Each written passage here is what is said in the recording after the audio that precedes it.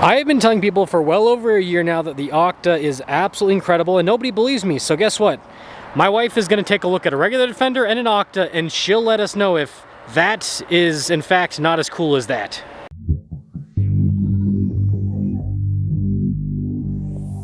Now, as always, the Land Rover in Lehigh is providing us with both of these Defenders. I'll include a link to their website in the description down below. If you have any questions, just ask for Casey. So the two Defenders I chose today for the driving, of course, the Octa, and then I did a 110X. The reason I did the X is because the supercharged V8 loses quite a bit of power at the elevation that we're at, whereas the 110 being turbocharged, not so much. So it's just going to kind of feel more comparable. And also, they're getting rid of the V8, so yeah, this will be the choice that people have to make in the future anyways. We're gonna keep this simple. Which one looks cooler? Okay, you think the Octa looks cooler. I tried to pick both with like the roof racks and stuff like that. And yeah, do you like the Barasco gray flat, or do you like it with the, oh, so you like the PPF more? Surprisingly, yeah, usually I don't. Yeah, so here's a quick look at the gloss finish, and then here's a look at the PPF finish. We're gonna start with the interior differences with these two, and then we'll do the exterior differences. So, interior difference. Look at the seats on this, in the regular Defender, and then the steering wheel. You still like the look? It's all in black. I don't like anything that's all. All of them are gonna be black. I like the light interior. Yeah, they don't really order that because guess what?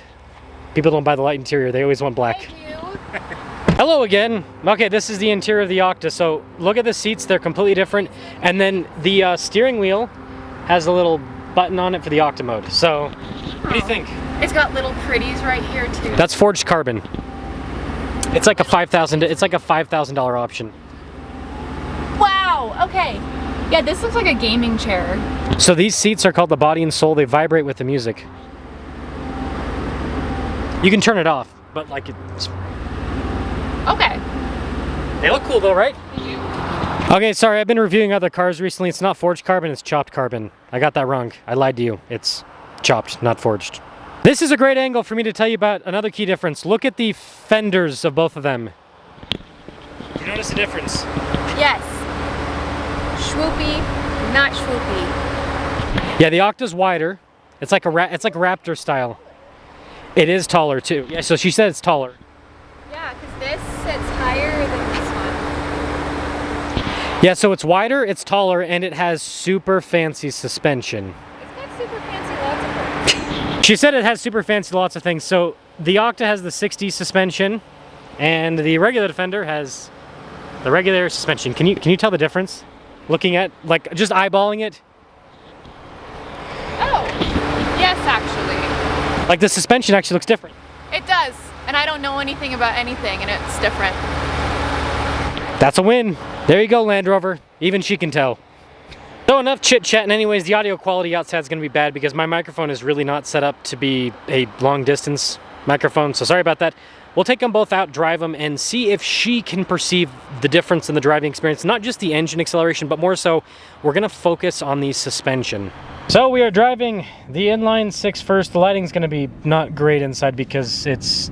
A black interior? And, well, no, it's not because it's a black interior, it's because it's gray outside. Mm-hmm. But anyways, what do you think about the inline 6 driving? My horses. What's the horsepower? No. Let's see. It's as floaty as I remember. Floaty and comfortable. Okay, so you've driven it for a little bit longer. What are your thoughts now? Still floaty. I still like it. I was really sad when we got rid of our other one, but it was a thing where anytime there was a software update, the power steering went out, and I wasn't strong enough to deal with it. Not saying I'm strong enough to deal with it now, but I sure hope that bug's gone. Yeah, so I just filmed a Corvette ZR1 yesterday, and Jake, that owns the Corvette, has Turo. He bought a Defender 130 for it. Okay. And he said he has our 20,000 miles. He's at zero-ish. He says it's been one of his best cars. Oh, that's awesome. And the 130 is just this, but longer.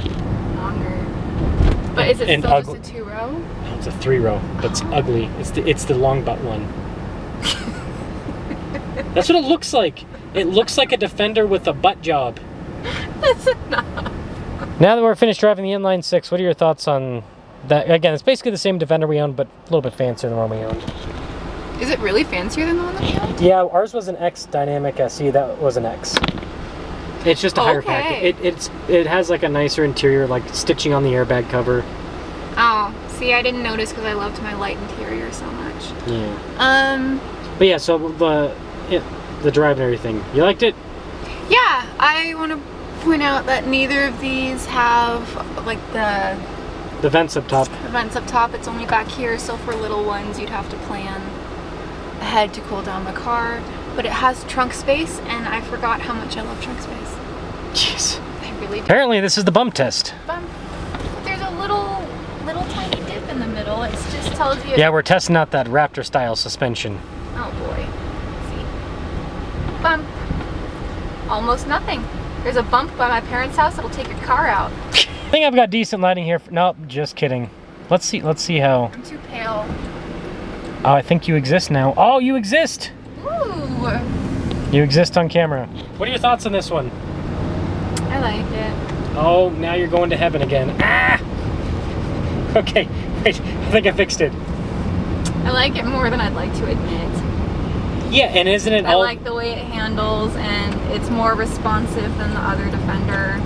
Well, I can just tell you, I've driven the supercharged V8. It's more responsive than the supercharged V8. I believe you. It's a really nice ride. And these seats are so comfy, I could fall asleep in them.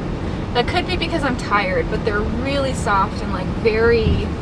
They're not one of those crazy... They're not one of those crazy car seats that like hug you when you turn. I hate those, but it's comfy and it yeah, does that's a Mercedes thing. But it's cushiony. That was harsh braking. You're welcome. The suspension though, you like the suspension more than the regular Defender? The bump test. I mean, the regular Defender passed the bump test just fine, but this was like there was almost nothing there. So it is better. Yes. And the handling's better than the regular Defender. Yes. Like you don't even feel like you're going. There's like no body roll. There's like none. It's. See, this is what I've been telling you guys. This is what I've been telling you. Even a non-car. And I hate to admit it. Even a non-car person can see the beauty. I can feel the difference. In 6D suspension. Because when I do this, I mean, and our family gets car sick really easy. This car would help dampen that significantly. She's asking for the phone so that she can have the phone with a flashlight on so that she can inspect the car. She loves it. Our daughter loves the skylights.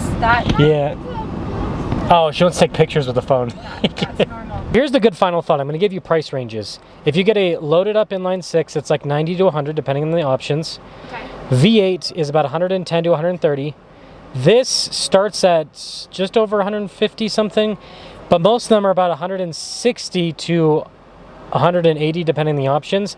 So is it worth the extra money? So like this is down payment on a house, man. Okay, no, you can't think a Defender's a down payment on a house. I know, it's so hard. So, but like, is this worth, let's say, roughly twice as much as the inline 6? It didn't beep at me for going 1 mile over the speed limit, and if you look at the settings, it doesn't have driver assist or whatever the crap it is for all the. It does have it. It does have it. It probably is buried. That's right. Anyways, it's about 2x the price of like an inline 6. Is it worth it? If someone has the money. If you have the money, yes. Do not kill yourself for this though, because the inline 6 is beyond suitable. It's a good car. It's a good car. But this is better. Yes. And is it better than a G-wagon? I never liked the G-wagon. See, guys, this is what I'm talking about.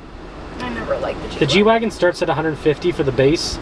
For the V8 version, it's 200. So you could literally buy one of these fully decked out, and it's still less. Creepers. So G-wagon people should buy one of these instead? No. Why not? Because it's easy to spot a G-wagon person and then judge them on their G-wagon choices. Oh, so you want it to be like a mark of like shame. Yes. But if they're a smart G-wagon person, they should buy one of these. If they're a smart G-wagon person, they should buy a Grenadier. Oh, here we go. Bye.